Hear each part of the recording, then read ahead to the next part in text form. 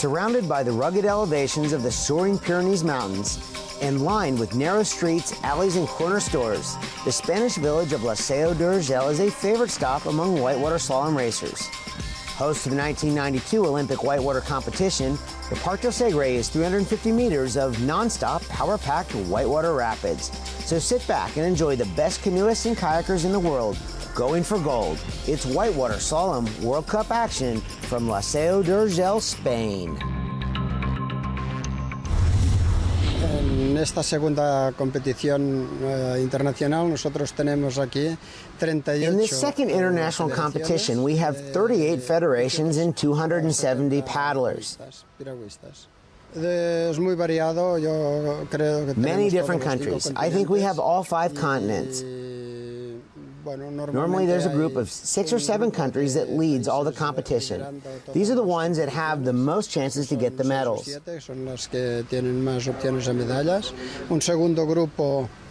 Then there's a second group of 25 that are progressing and developing quite a lot of slalom activity. Finally, we have the group of countries that are developing the practice of slalom. Y después pues hay otros países que están justo en desarrollo.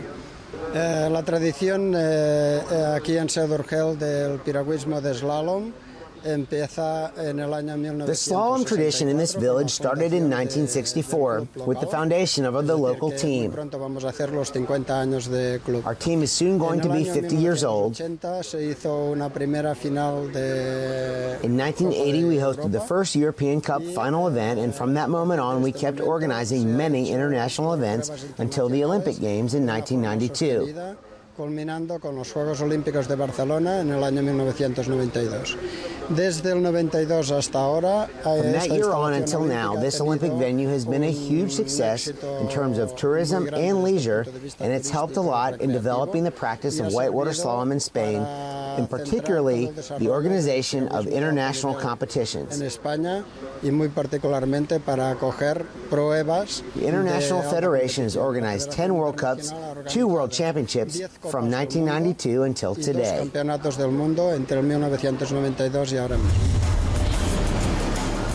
And we're getting ready to start the World Cup men's singles canoe, the field anchored by reigning world champion Tony Estanguet from France and 2 Spanish C1s at the end.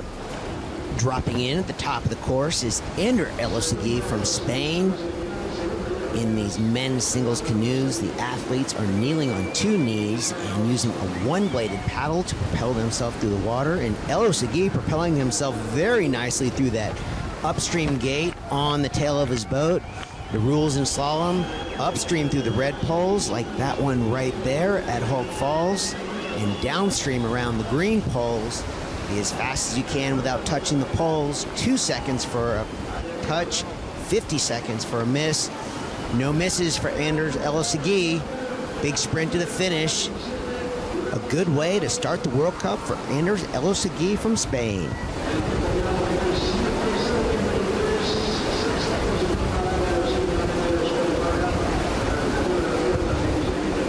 Most anticipated boater in the field today, the reigning world champion from France, Tony Estanguet, a winner of 2 Olympic gold medals, 2000 in Australia, 2004 in Greece. Tony, a very tall paddler with great reach, very smooth, has excellent control of his edges, and lives not too far away, just across the border in southern France in the city of Pau.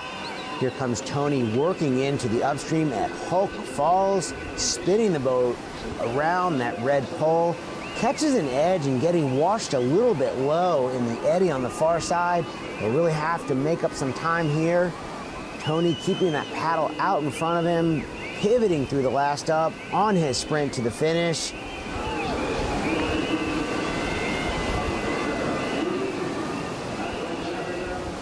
And Tony slips into the lead. A good start to the World Cup for Tony Estanguet.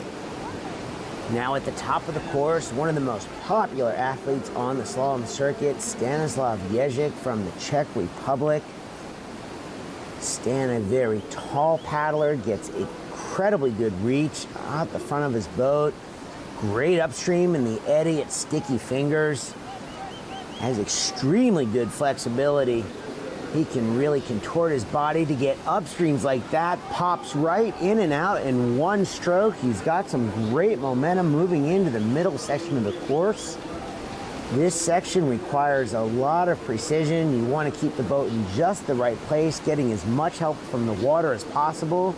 Very nicely through the offset downstream gates, slides right into the up. It's got some good momentum moving into the bottom part of the course now. That blade is way out in front of the boat, moving through the waves. And a few hard strokes moving into the biggest drop in the course. Hulk Falls right in and out. One of the highest entries into that up we've seen all day. Perfect crossing. Wow, what a fast double upstream moves. He's got a little bit of room to play with at the bottom of the course, but not stand. I've never seen him pull this hard. One last upstream and he is out. He knows he's got a great run going to the finish. And Stan Ježek smashes the lead by almost 4 seconds. Myslím si, že bych se na tuhle trať připravil nějak lépe než v Praze. I know the race in Prague much better than this one, but I think I was lucky. It seems that there were some gates that were placed well for me, and I made no mistakes. I had a lot of chances today. Nakonec neudělal chybu, tak povedli se mi, získal jsem nějaký čas a to myslím, že dneska rozhodlo. So it's Ježek from Czech Republic taking the gold, Estanguet from France the silver, and Elosegui from Spain the bronze.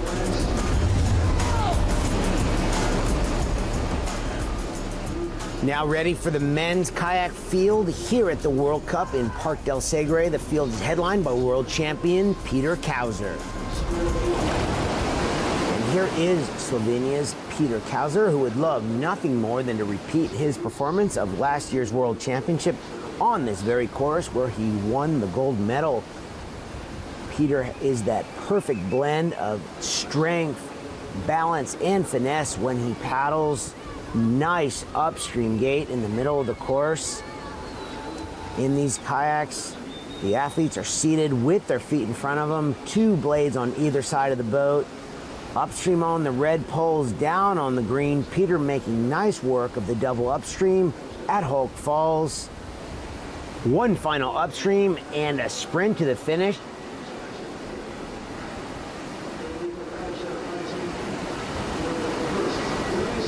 Peter Kauser has put himself in a good position for a medal.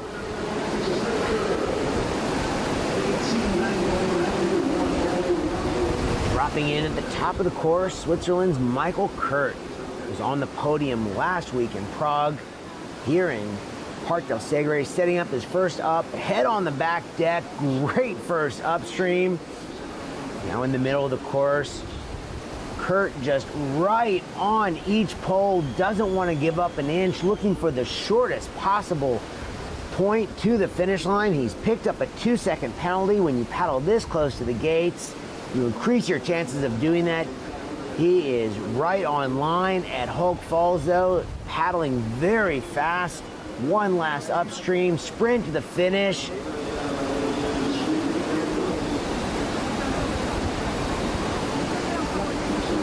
In a good position for the podium here in Spain. Italy's Daniel Momenti making his way through the very top of the course here in Parc del Segre. Jumps into the eddy below Sticky Fingers. Nice upstream gate. Daniel, one of the most powerful paddlers on the circuit. The boat is so responsive to every stroke. Now as he moves into the middle section of the course, he is paddling like someone who's running late for school.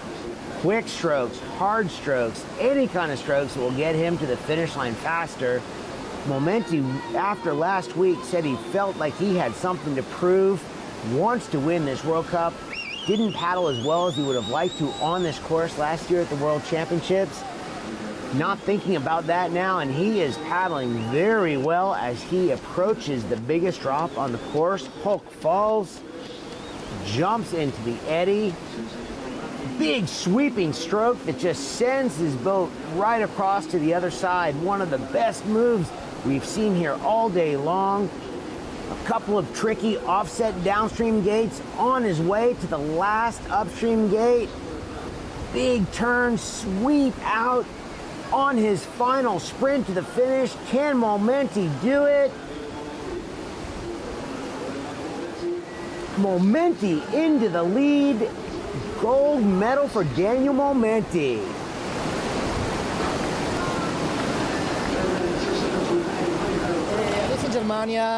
It is imperative that I finish in the top 5 in Germany because it's the final of the World Cup and I'm currently in good shape and I think I will do a good competition. So it's Italy's Momenti taking the gold, Switzerland's Kurt the silver, and Slovenia's Kauser the bronze. Now getting ready for the women's singles canoe class. In their first year being recognized as a full medal sport, the 10 best women in the world ready to go here in the final at the World Cup in Spain. Slovakia's Jana Dukatova jumping into the eddy at sticky fingers, pushes off the wall, gets her boat back into the current. Jana, one of the most athletic women on the circuit, very decorated women's kayak, winner of gold medals in World Cup races in the kayak, here in the women's canoe. Jana's got great reach, good flexibility, and good power as she jumps her boat into the eddy at Hulk Falls, fighting to get into the eddy where she can pull the boat upstream.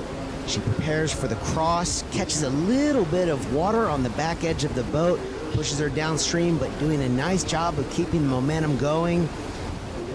One final upstream, back out into the current, sprint to the finish.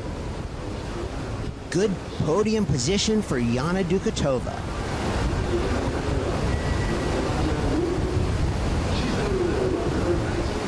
Australia's Jessica Fox paddling very nicely through the top of the course, slingshotting through the upstream at sticky fingers, putting her boat in the middle of the current where it can gain a lot of speed, moving into the upstream high and tight, making easy work of the top section of the course. Right there, switching paddles to the other side of the boat. It takes a very adaptable, very intelligent athlete to pull off the switching, which Jessica does very, very well. She works very hard at the women's canoeing, is also racing here today in the women's kayak. Jessica comes from a very decorated paddling family. Her father, Richard, a multi-time world champion in men's kayak. Her mom, Miriam, a multi-time world champion in the women's kayak. And Jessica paddling very well, moving towards the biggest drop on the course, Hulk Falls, a couple of quick strokes, and she is ready to launch her boat right into the eddy, very deep where she can keep the boat speed moving. One of the best moves we've seen all day, men or women. Super cross. She's got so much speed moving. She's picked up a 2-second penalty for touching a gate. You want to stay clean. Oh, her bow pops up and takes another touch. She's paddling very quickly, but she's got 4 seconds in penalties. This is going to be very close. Trying to get her first gold medal in a World Cup race onto the sprint to the finish. Can she do it? Can she knock off Dukatova? Yes, Jessica Fox has her first gold medal in a World Cup. It's a really good race, and there's a lot of tough competition out there in the C1 women now, so it was a really good race. Well, that run I improved a lot from my semi-final, and I think I tried to use the water a lot more and thought about the key strokes that I had to use, so it all went to plan, which is good. So it's Australia's Fox taking the gold, Slovakia's Dukatova the silver, and Australia's Guinea taking the bronze. Well, there are two different things. First is the participation is high level, competing because in this situation this year we have a crisis, but the level is around 40 countries competing in the World Cup. Is very good. We have some problem in the first World Cup in Vichy because there are a lot of water. This year is very difficult for us because many problem with the water in many World Cup and the World Championships. And the second in Szeged is very good. The organization and at the level of the countries is the same in Duisburg. Only perhaps we need to modify for the next year is the program. We need only one standard program for all the World Cup, the same, similar to slalom, because it's not good a different World Cup, different program, because in terms of television and in terms of preparing the teams, it's much better. This is my proposal for the next year, only one program for all the 3 World Cups. It's more than my expectation because it's competing about here, for example, in Laseo, the second World Cup, 38 countries, and it's the first time it's competing in our developed countries in Asia, because we had one coach full work in Asia for developed slalom. There are 8 countries competing here in the World Cup. I competing the next week in Augsburg in Germany. For this, the level is good, a high level, and very happy for this event because the three course venues, Prague, Laseo, Urgela, and Augsburg is a high level, not have any problem for competition. To me, there are different levels. In C1 women in slalom, a high level. I think it's very good because I understand this category because canoe is our modalities only is for men. It don't have future in the Olympic game because one modality in the Olympic game is necessary women and men. This is one we decided in the board decided the last year is including this modality in men and women to develop in the World Championships. I hope in Poland in the next World Championship the same level. But here is competing 20 athletes, 20 ladies for the 10 countries is more on my expectation. Looking at the start list for the final here at the World Cup in Laseo d'Urgell, Parc del Segre, the 10 best doubles canoe ready to start. Dropping in at the top of the course from Germany, Becker and Hens. Like the singles canoe, these men are kneeling on 2 knees. They use one-bladed paddles.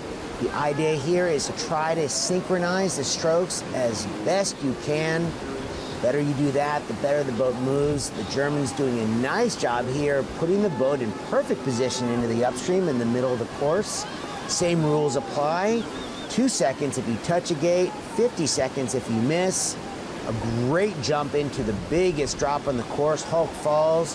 A nice cross. Nice high and tight on the double ups. Moving into the last upstream on the course. Looks like a clean run for the Germans. Sprint to the finish.